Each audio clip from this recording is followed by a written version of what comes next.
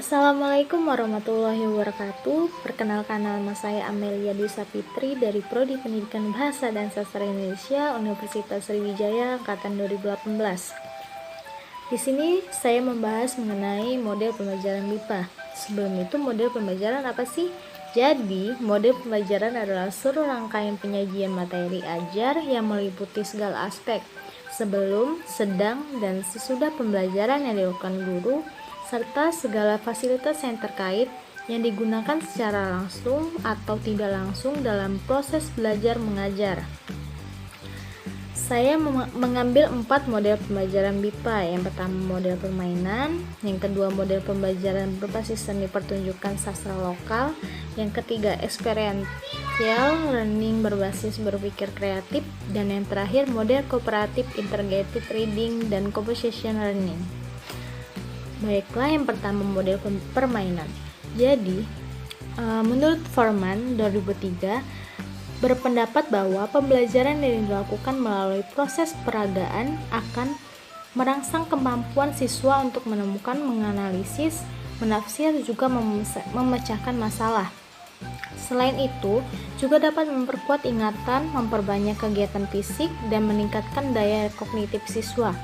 Mengetahui manfaat-manfaat tersebut, penerapan permainan dalam kelas bahasa asing sebagaimana ditulis oleh Talak Tarik tahun 2010 tentang hasil penelitiannya dapat efektif meningkatkan kemampuan berbahasa asing siswa. Bagi siswa, permainan bisa jadi sebuah kegiatan yang menyenangkan di dalam kelas. Namun bagi guru, permainan bisa berarti pekerjaan ekstra manakala harus memikirkan permainan apa yang cocok, bagaimana caranya, dan apa saja yang dilakukan untuk melakukannya. Karenanya, guru perlu mengetahui beberapa hal yang terkait persiapan ataupun pelaksanaan permainan di kelas. Panduan bagi guru dalam menerapkan permainan di dalam kelas menurut Talak Tarik tahun 2010. Yang pertama, permainan harus memiliki tujuan pembelajaran yang jelas, harus mendukung tujuan pembelajaran berkaitan dengan tema dan topik yang dibahas. Yang kedua, gurulah yang menentukan tim dan anggotanya. Yang ketiga, semua peraturan dalam permainan harus disampaikan dengan pelan-pelan dan sangat jelas. Yang keempat, harus konsisten baik dari segi durasi hingga peraturan dalam permainan. Yang kelima, segala hal mesti dipersiapkan dengan baik. Perhatikan semua kebutuhan permainan telah tersedia. Yang keenam, kendalikan suasana kelas. Dan yang terakhir, tidak ada salahnya memperbolehkan siswa menciptakan permainan lainnya. Jadi, ini adalah contoh model permainan berbicara untuk MIPA. Contohnya itu permainan bola ajaib, levelnya semua level, umurnya semua umur, dan pesertanya seluruh peserta di dalam kelas. Tujuan dan atau manfaatnya berlatih menggunakan kata tanya, berlatih mengembangkan pertanyaan serta jawaban dari informasi yang didapat sebelumnya. Cara bermain, yang pertama, seluruh siswa berdiri membentuk lingkaran. Salah satu memegang bola seukuran bola tenis. Selanjutnya, siswa pertama diberi kesempatan untuk mengajukan pertanyaan sambil melempar bola ke arah siswa lain. Siswa lain tersebut harus menangkap bola dan menjawab pertanyaan siswa sebelumnya. Selanjutnya, ia melemparkan lagi bola itu ke arah siswa lain. Siswa berikutnya menangkap bola dan mengajukan pertanyaan baru yang berkaitan dengan informasi dari siswa sebelumnya. Pertanyaan itu ia tunjukkan sambil melempar bola ke arah siswa lain, begitu seterusnya. Contohnya begini, siswa A sambil melempar bola dan juga mengajukan pertanyaan, "Siapa namamu?" Lalu siswa B menangkapnya sambil menjawab, "Nama saya Aldi," sambil melempar bola kembali ke arah siswa lain. Lalu siswa lain menjawab, memberikan pertanyaan, "Berapa umurmu?" sambil melempar bola ke arah siswa lain. Siswa lain tersebut akan menjawab berapa umurnya. Jadi Begitupun seterusnya. Model pembelajaran yang kedua yaitu model pembelajaran berbasis seni pertunjukan sastra lokal. Menurut Indrawati tahun 2008, model pembelajaran seni pertunjukan sastra lokal berasal dari embrio model pembelajaran yang berbasis respon pembaca dan simbol visual dalam pengembangan kemampuan bahasa Inggris dan mengapresiasi sastra mahasiswa. Pembelajaran integrasi bahasa dan sastra yang kreatif dan menyenangkan tersusun dalam sintaks berikut. Yang pertama, pembelajar membaca cerita rakyat. Yang kedua, pembelajar melakukan monolog tentang isi cerita rakyat. Yang ketiga, pembelajar mendiskusikan dalam kelompok cerita rakyat yang telah dibaca. Yang keempat, pembelajar memeragakan tablo dengan cara memilih satu paragraf yang menarik dan kelompok lain menebak isi dari peragaan tersebut. Yang kelima, pembelajar mendiskusikan dan memperdebatkan isi tablo. Dan yang terakhir, pembelajar memeragakan tablo dalam bentuk sisiogram sebagai akhir dari pembelajaran. Nah, selanjutnya dapat diidentifikasi bahwa pembelajar MIPA akan mengerahkan kemampuan berbahasa Indonesia dengan cara yang pertama, mengintegrasikan kemampuan membaca karya sastra lokal. Yang kedua, menuliskan respon yang dipandu dengan pertanyaan. Yang ketiga, berbicara mengenai isi cerita dengan monolog dan diskusi. Yang keempat, menyimak isi cerita dan respon dari kelompok pemeraga cerita sastra lokal. Berikut adalah contoh sosiogram dari cerita Cinderella.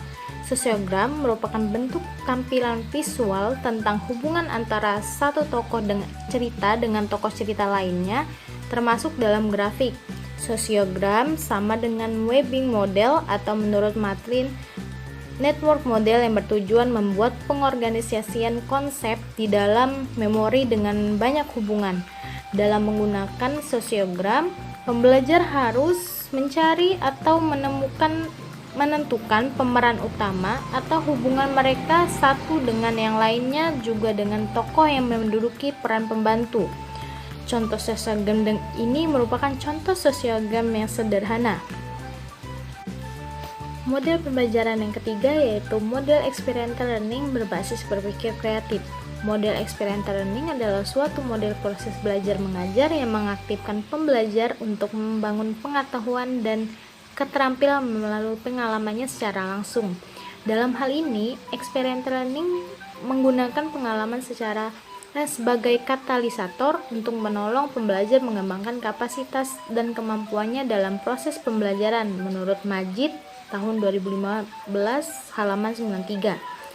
Model experiential learning berbasis berpikir kreatif mampu meningkatkan kemampuan peserta didik dalam menulis teks narasi. Hal ini dikarenakan dilibatkannya pengalaman yang dialami peserta didik dalam menulis, mempermudah peserta didik mengembangkan ide-ide dan gagasan kreatif yang dimilikinya sehingga mampu menghasilkan tulisan yang mengandung imajinasi.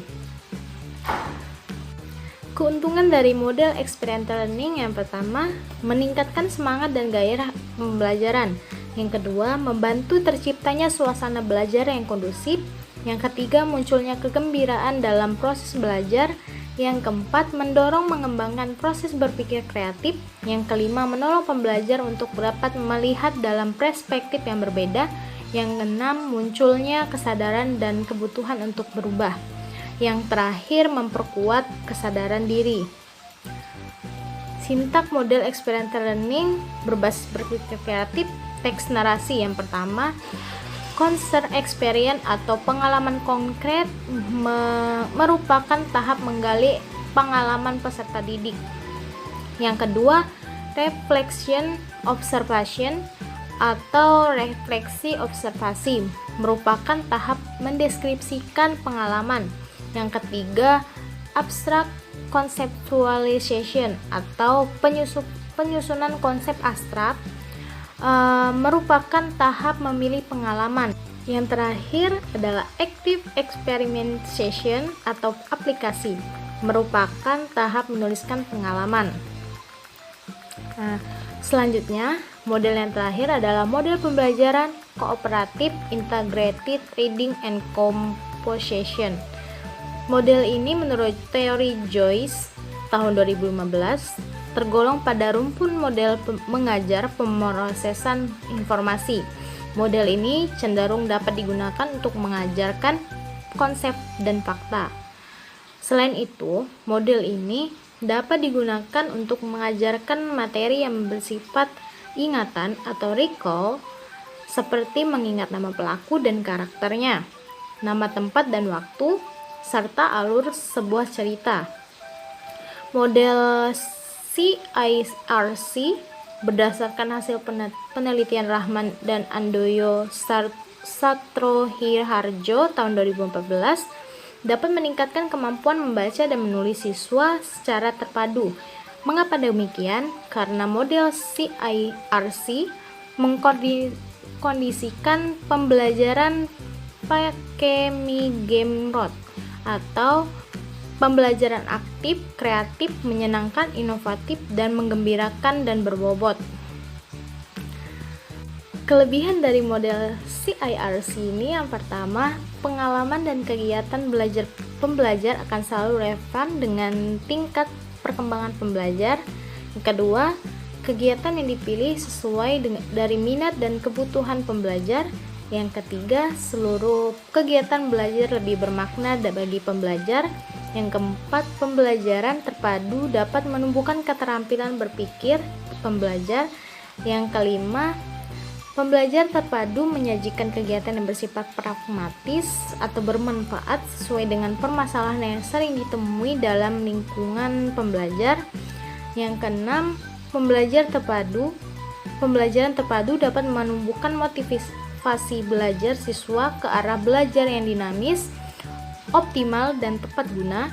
Yang ketujuh, menumbuh-kembangkan interaksi sosial seperti kerjasama, toleransi, komunikasi, dan respek terhadap gagasan orang lain. Dan yang terakhir, membangkitkan motivasi belajar, memperluas wawasan dan aspirasi guru dalam belajar. Sintaks CIRC ini menurut Rahman tahun 2016 halaman 11. Yang pertama, siswa membentuk kelompok, jumlah anggota kelompok 3 atau 4 orang. Yang kedua, siswa membaca atau menyimak atau menonton film. Yang ketiga, siswa menuliskan ide pokok materi yang disimak. Dan yang keempat, siswa membacakan tulisan tentang ide pokok menurut bahasa siswa. Yang kelima, siswa bersama murid membuat kesimpulan. Dan yang terakhir, guru membacakan kesimpulan. Sekian pembahasan dari saya tentang model pembelajaran BIPA, semoga bermanfaat.